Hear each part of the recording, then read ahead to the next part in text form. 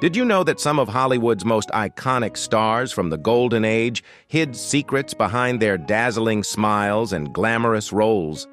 Many of these actors led double lives, forced to conceal their true identities from the public eye. In this episode, we delve into the stories of 20 secretly gay stars from Hollywood's golden era, uncovering the heartbreaking reasons behind their untimely deaths and the struggles they faced in an unforgiving industry.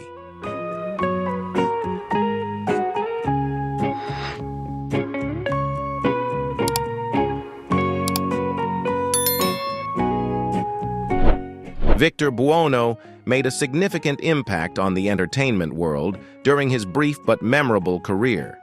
Born in San Diego, California in 1938, Buono developed a passion for acting at a young age. His commanding presence and unique voice quickly brought him to the forefront of Hollywood, where he became known for his portrayal of memorable villains. Buono's breakout moment came in 1962 when he starred alongside the legendary Bette Davis and Joan Crawford in the iconic psychological thriller Whatever Happened to Baby Jane. His portrayal of the conniving pianist Edwin Flagg earned him an Academy Award nomination for Best Supporting Actor, an impressive feat for a newcomer to the industry.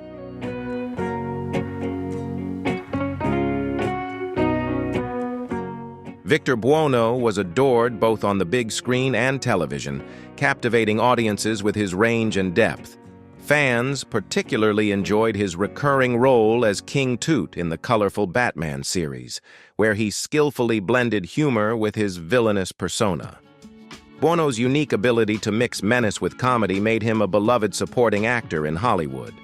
Despite his public success, Buono led a private life, avoiding the limelight whenever possible. In an era where revealing one's sexuality could ruin a career, he kept his personal life out of the public eye. While this choice was likely necessary to protect his professional standing, it undoubtedly took a toll on his mental and emotional well-being.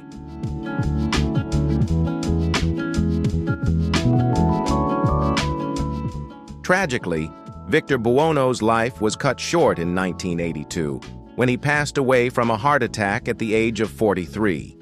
His untimely death left fans and colleagues grieving the loss of a one-of-a-kind talent. Buono's struggles with obesity, which he often incorporated into his humorous roles, may have contributed to his premature passing. Despite his short life, Buono's legacy as a versatile actor who brought both menace and comedy to the screen continues to be remembered and celebrated.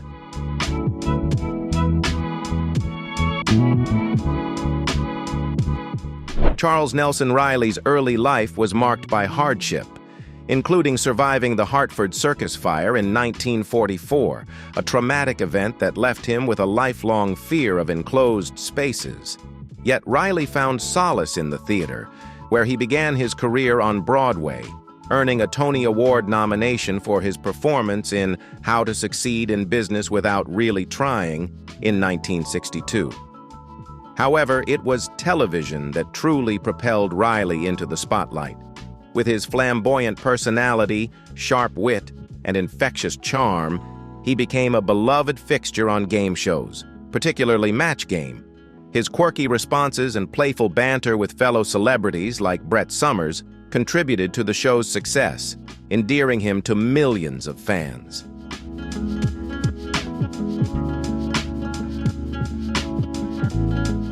While Charles Nelson Reilly's on-screen characters often showcased an exaggerated flair, he was deeply respected as an actor and director behind the scenes. Throughout his career, he directed numerous plays and taught acting, mentoring new generations of artists. In his later years, Reilly's solo show, Save It for the Stage. The life of Reilly offered a more intimate glimpse into the life of this vibrant artist, revealing a profound depth beyond his larger-than-life public persona.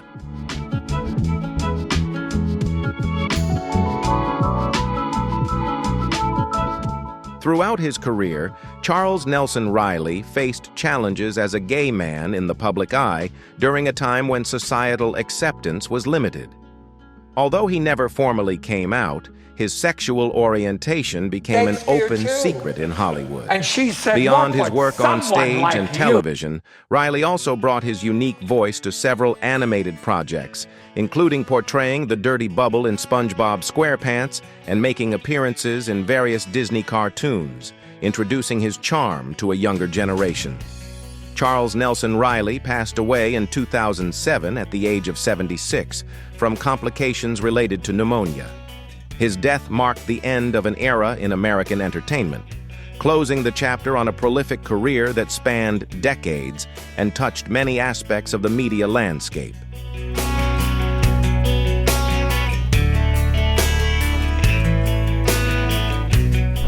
Alec McCowan's talent was evident from the outset of his career. He made his West End debut in 1950, quickly establishing himself as a commanding presence on the London stage. Renowned for his ability to embody a diverse range of characters, from Shakespearean figures to roles in modern plays, McCowan became one of the most versatile actors of his generation. While he was predominantly known for his stage work, McCowan also made significant contributions to film and television over the years. Though he maintained a private personal life and never publicly discussed his sexuality, it was well known within the theater community that he was gay.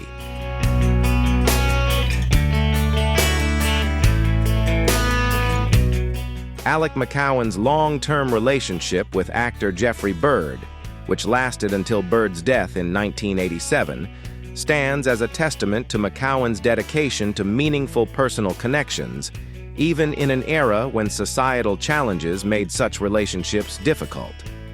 Beyond his work as an actor, McCowan was also a skilled author.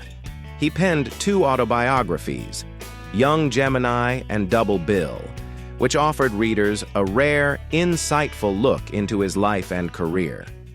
These books revealed a thoughtful, witty, and deeply intellectual side of McCowan, offering a fuller picture of the man behind the public persona. Alec McCowan passed away in 2017 at the age of 91 due to natural causes, closing the chapter on a remarkable life spent enriching the world of the arts.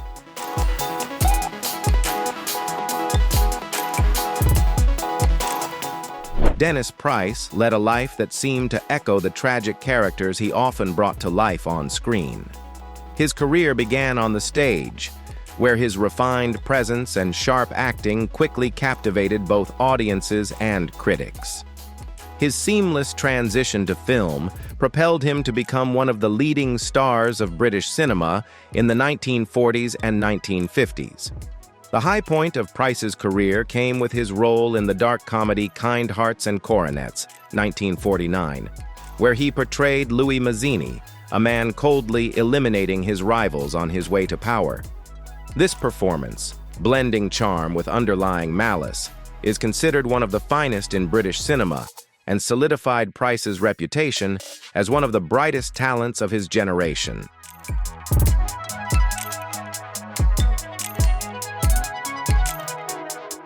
Behind Dennis Price's polished exterior and professional success lay a personal struggle that ultimately overshadowed his career. He battled alcohol addiction, a condition that took a heavy toll on his health and undermined his professional life. As his roles grew fewer, financial difficulties mounted, trapping him in a cycle of stress and self-medication. Price's personal life was equally tumultuous, with his marriage to actress Joan Schofield ending in divorce in 1950. Furthermore, persistent rumors about his sexual orientation circulated, with some suggesting that his marriage had been a facade to conceal his homosexuality, a precaution in an era when being openly gay could destroy a career.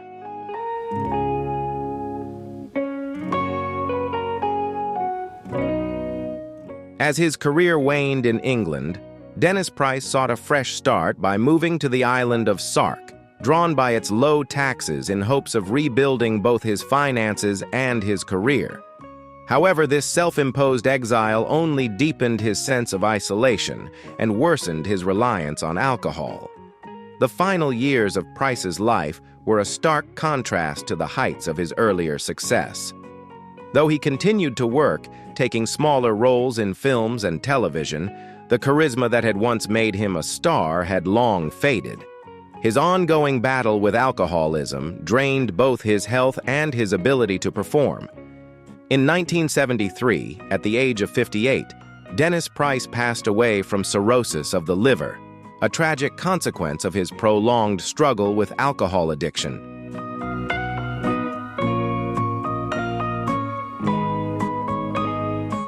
Maurice Evans' early years were defined by a profound passion for the stage, particularly for the works of William Shakespeare. With his commanding presence and resonant voice, he was perfectly suited for some of the most demanding roles in Shakespearean theater. He made his West End debut in 1926, quickly cementing himself as one of the foremost Shakespearean actors of his generation. In 1935, Evans made the pivotal decision to relocate to the United States, a move that would significantly influence the course of his career. On Broadway, he continued to perform Shakespeare, offering fresh interpretations of classic roles for American audiences. His portrayals, especially of Richard II and Hamlet, were met with widespread acclaim, with Evans praised for making Shakespeare's works accessible to modern viewers while preserving the poetic elegance of the language.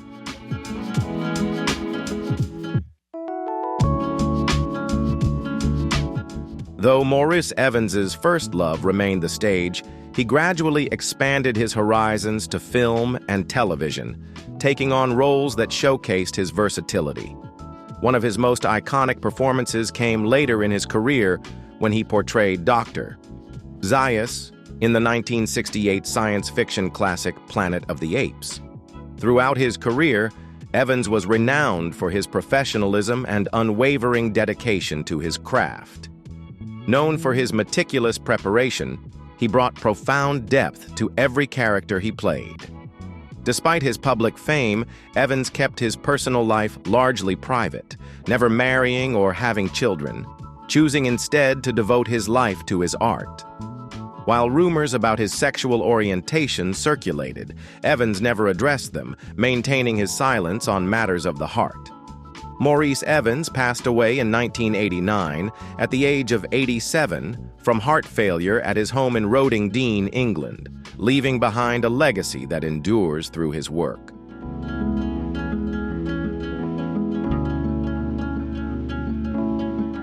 The man whose face became iconic in the golden age of sitcom television led a life as layered and multifaceted as the characters he brought to life on screen.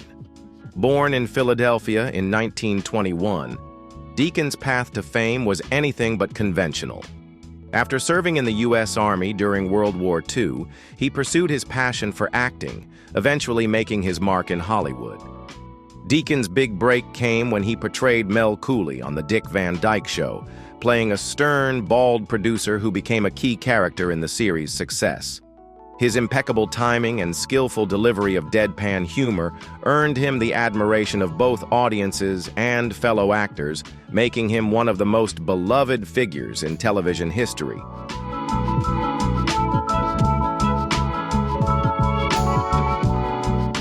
Throughout his career, Deacon became a beloved and familiar presence on television, appearing in numerous iconic shows of his time.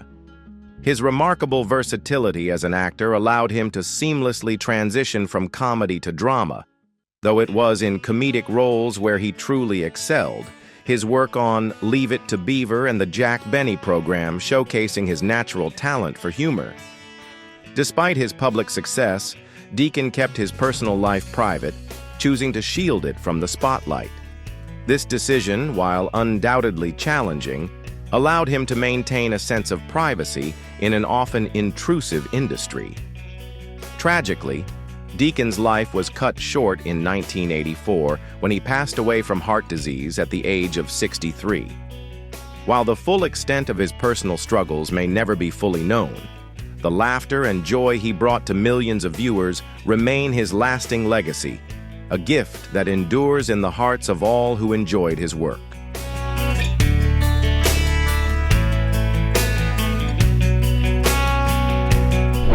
Graham Chapman lived a life as bold and unapologetic as his distinctive comedic style. Born in Leicester, England in 1941, his path from medical student to iconic comedian was anything but conventional. As a founding member of Monty Python, Chapman played a pivotal role in creating some of the most influential and beloved comedy sketches of the 20th century. His portrayals of King Arthur in Monty Python and the Holy Grail and the title character in Life of Brian showcased his unique ability to blend absurd humor with a dry, deadpan delivery, turning his characters into cultural icons.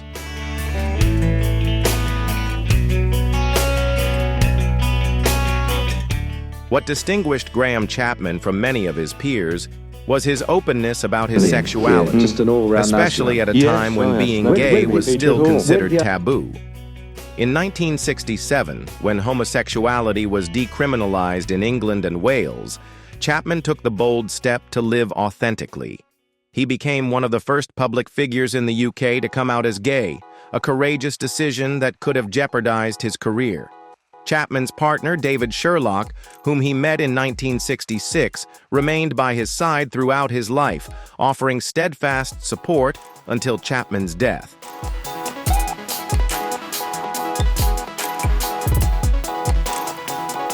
Yes, I think in addition to his groundbreaking work with Monty Python, Graham Chapman was a vocal advocate for LGBTQ+ rights, using his platform to challenge discrimination and promote acceptance. Despite his professional success, Chapman's life was marked by personal struggles, particularly his long battle with alcoholism, which threatened to derail both his career and his relationships with fellow Python members. However, with the unwavering support of his partner and friends, Chapman achieved sobriety in 1977, a pivotal moment that marked a fresh start in both his personal life and career.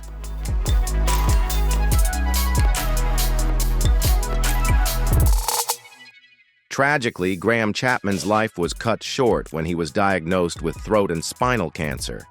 He faced his illness with the same fearless humor that had defined his career, famously making light of the irony that a pipe smoker like him would develop throat cancer.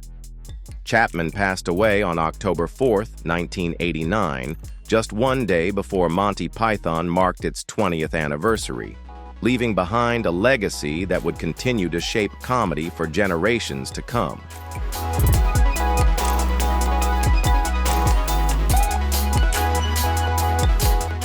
Though his name may not be immediately recognizable, Doe was an actor whose immense talent and potential were never fully realized in his lifetime. Born in New York City in 1920, Doe's early years in the entertainment industry were filled with promise and recognition. He began his career on the Broadway stage, quickly earning acclaim for his performances. His move to Hollywood seemed like the beginning of something great, especially after receiving an Academy Award nomination for Best Supporting Actor for his role in The Corn is Green in 1945. This early recognition suggested a bright future for the actor. Yet, despite his promising start, Doe's career never reached the heights many had expected. His life was characterized by missed opportunities, and he struggled to overcome both personal and professional challenges that ultimately hindered his rise to stardom.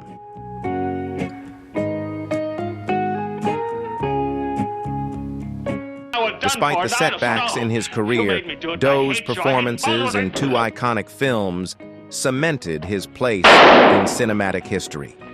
In Alfred Hitchcock's Rope, Doe portrayed one half of a chilling murderous duo in a film that broke new ground in both storytelling and filmmaking. His portrayal of the cold, calculating Brandon left a lasting impression, showcasing his talent for bringing depth to characters grappling with complex moral dilemmas. This role highlighted Doe's ability to navigate the darker, more nuanced sides of human nature, further solidifying his legacy in film history.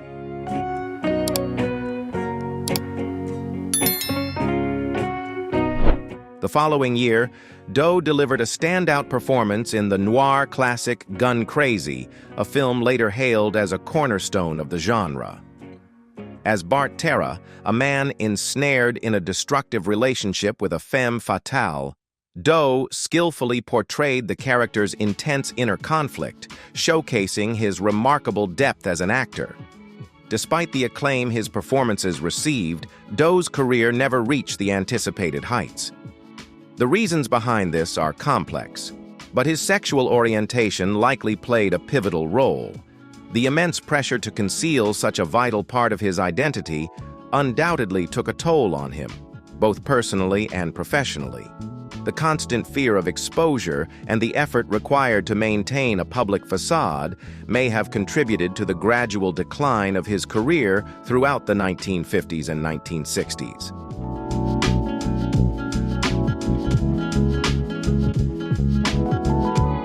Tragically, John Doe's life was cut short in 1971 when he passed away from a heart attack at the age of 50.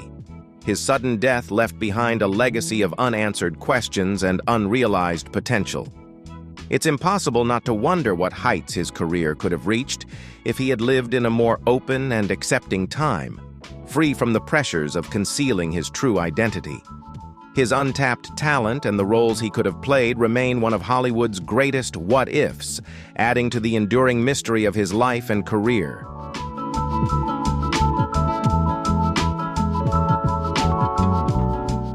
A true legend of Hollywood's golden age, Spencer Tracy led a complex and multifaceted life that mirrored the depth of the characters he brought to the screen. Born in Milwaukee, Wisconsin, in 1900, Tracy's path to fame was filled with both remarkable achievements and personal struggles that he carefully kept hidden from the public eye. Over the course of his more than four-decade career, he became one of the most versatile and respected actors of his time. His natural, unassuming style of acting set him apart from his peers, earning him critical acclaim. Tracy's extraordinary talent was reflected in his 9 Academy Award nominations, including back-to-back wins for his roles in Captains Courageous and Boys Town.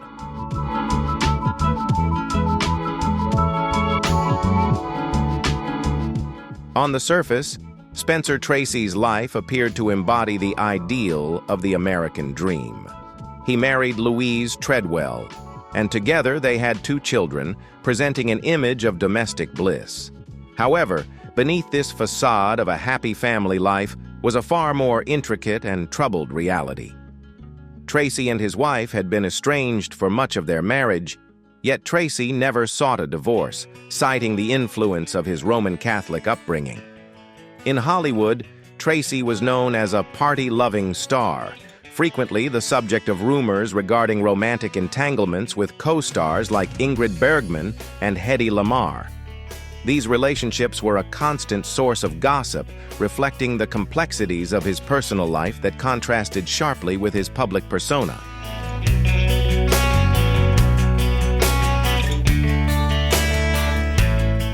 However, these rumored relationships with women may have been a cover for Tracy's true personal life. Speculation about his sexual orientation lingered throughout his career and continued after his death. Some sources suggest that Tracy had a long-term relationship with actor John Derek, who was known for his striking masculine looks and later married several Hollywood actresses. If this relationship did exist, it would have had to be kept secret to protect both men's careers. Perhaps the most well-known of Tracy's rumored relationships was with Katharine Hepburn, his co-star in 9 films. It is widely believed that they shared a romantic connection, though neither of them ever publicly acknowledged it.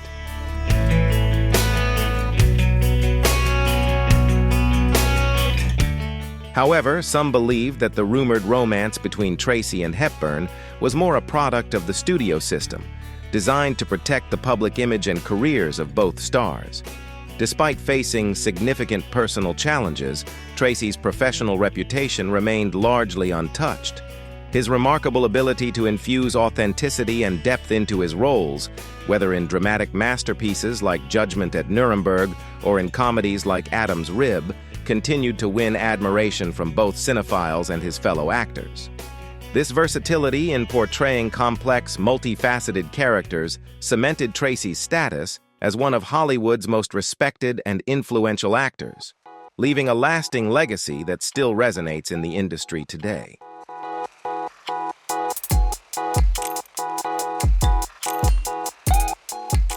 Born in 1941 in Louisville, Kentucky, Tommy Kirk's path to fame began when his family moved to California, where he was discovered by talent agents at just 13 years old.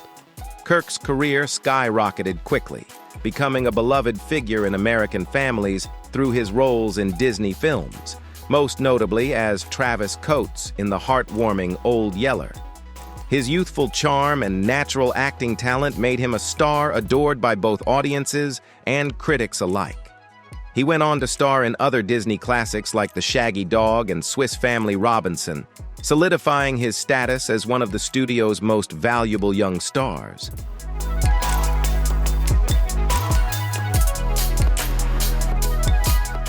However, the dazzling lights of Hollywood also cast their shadows, and Tommy Kirk's personal life became increasingly tumultuous as he entered his teenage years. In an era when homosexuality was not only socially unacceptable, but also illegal in many places, Kirk grappled with reconciling his true identity in secrecy.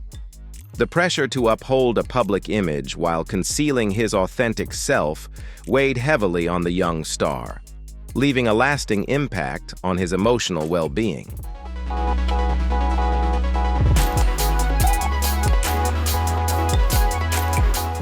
A pivotal moment in Tommy Kirk's career came when his sexuality was exposed to Disney's executives.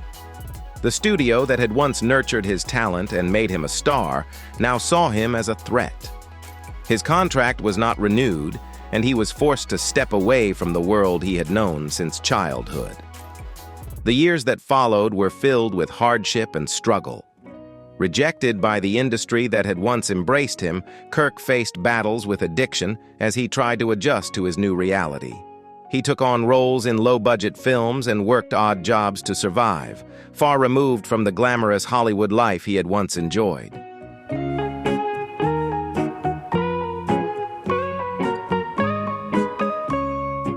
In 2021, Tommy Kirk passed away at the age of 79 from natural causes, bringing a quiet end to a life marked by both extraordinary highs and painful lows. His death sparked renewed attention to his story, with many reflecting on the injustices he endured and the resilience he demonstrated in overcoming them.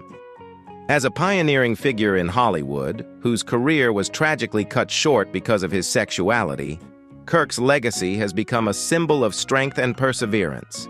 His journey serves as a powerful reminder of the courage it took to live authentically in an era that forced him to conceal his true self, inspiring many to reevaluate the struggles he faced and the indomitable spirit he showed.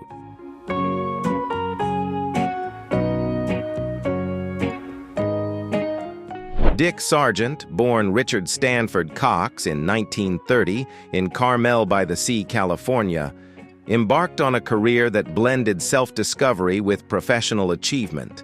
His acting journey began in the 1950s with minor roles in films and television shows. However, it was his portrayal of the second Darren Stevens on Bewitched that would come to define his career and establish him as a television icon. Sargent assumed the role in the 6th season of the show in 1969, replacing Dick York.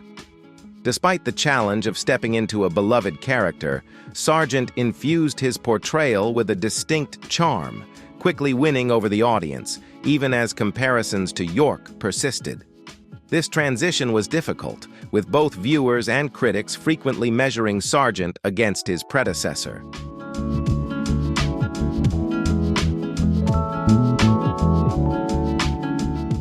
Thanks to his professionalism and commitment to his role, Dick Sargent was able to overcome much of the skepticism surrounding his casting, and his on-screen chemistry with Elizabeth Montgomery, who portrayed his wife Samantha, played a key role in maintaining the show's popularity until its conclusion in 1972. Throughout his career, Sargent cultivated a public image that adhered to the family-friendly values promoted by the entertainment industry at the time. However, like many actors of his era, he led a double life, keeping his true sexual orientation hidden from the public eye. The pressure to maintain this facade weighed heavily on him, contributing to his long struggle with alcohol addiction. Although Sargent eventually overcame this battle, it had a significant impact on both his personal life and career.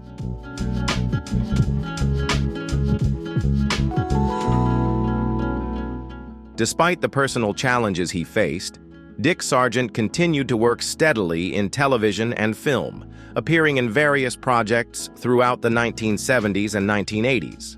It wasn't until 1991, at the age of 61, that Sargent made the courageous decision to publicly come out as gay, a move that aligned with his participation in that year's National Coming Out Day. Following his public revelation, Sargent became a passionate advocate for the LGBTQ+ community, using his platform to speak out against discrimination and promote acceptance. Tragically, Dick Sargent's life was cut short by cancer, and he passed away in 1994 at the age of 64. His legacy, however, extends far beyond his iconic role on Bewitched, as he remains a trailblazer for LGBTQ+ visibility and a symbol of courage.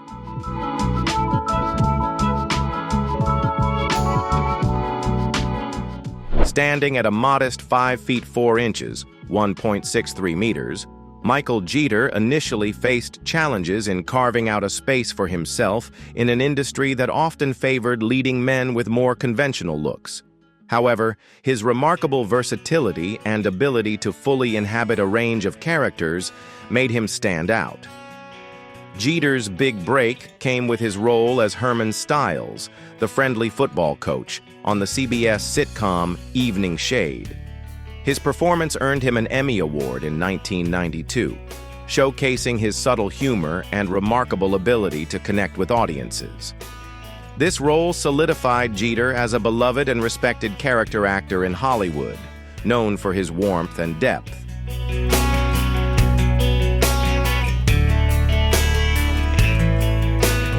While Evening Shade brought Michael Jeter widespread recognition, it was his dramatic roles that truly demonstrated the full scope of his talent.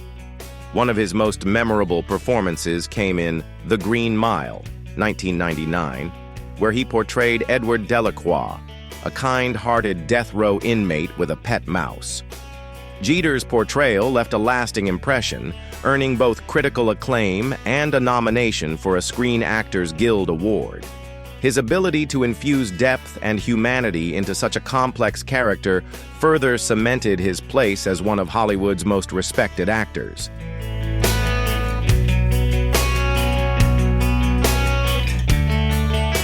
Throughout his career, Michael Jeter was candid about his sexuality and his battle with HIV, a time when many actors chose to keep such personal matters private. His openness was both courageous and groundbreaking. Jeter used his platform to raise awareness about HIV/AIDS, becoming a dedicated advocate for research and support for the community. Despite his professional success, Jeter also faced significant personal challenges, including a battle with drug addiction that began at a young age. However, he overcame these struggles with the support of friends and colleagues, and his journey of recovery added depth and authenticity to the complex roles he portrayed. Tragically, Michael Jeter's life was cut short when he passed away in 2003 at the age of 50. His death was believed to have been caused by a seizure, likely related to his HIV-positive status, marking the untimely loss of a talented and brave individual.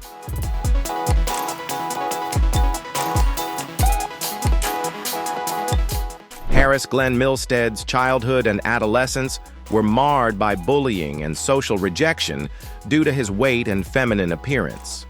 However, these very challenges laid the foundation for the creation of Divine, a larger-than-life persona that embraced and celebrated the very traits Milstead had once been ridiculed for. A pivotal moment in Milstead's life came when he met filmmaker John Waters, forging one of the most influential and controversial creative partnerships in American independent cinema. Divine rose to prominence in Waters' early films, captivating and shocking audiences with daring performances in Pink Flamingos and Female Trouble. These performances did more than just shock. They boldly challenged societal norms surrounding gender, sexuality, and body image at a time when drag culture was often dismissed and marginalized.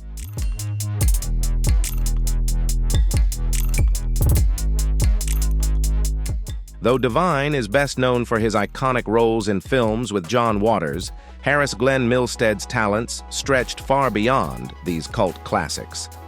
In the 1980s, he released several disco albums, achieving notable success on the dance charts. Despite his larger-than-life public persona as Divine, Milstead was described by close friends as a quiet and shy individual when not performing.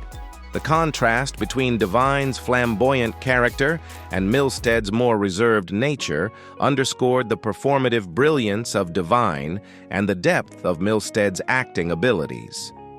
Tragically, Harris Glenn Milstead's life was cut short when he passed away in 1988 at the age of 42 due to heart complications, just weeks after the release of Hairspray, leaving behind an indelible legacy in both film and music.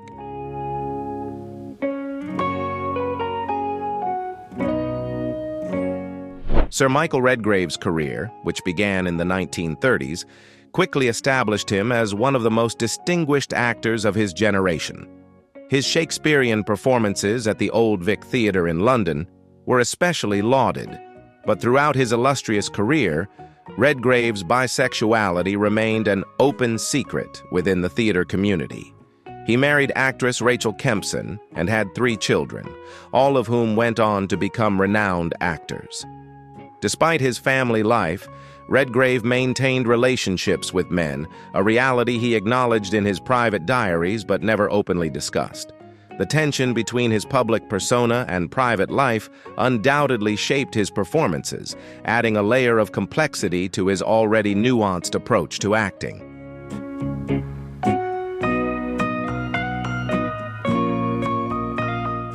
His daughter, Corin, later reflected on the struggles her father faced concerning his sexual orientation, providing a poignant insight into the personal toll of living in an era when sexual diversity was far less accepted. In his later years, Redgrave battled Parkinson's disease, a degenerative condition that gradually diminished his ability to perform. Despite these physical challenges, he remained committed to his craft, continuing to work whenever possible, a testament to his deep devotion to the profession that had defined his life. Sir Michael Redgrave passed away in 1985 at the age of 77, succumbing to complications related to Parkinson's disease. Thank you for watching. Please like and subscribe to support our channel.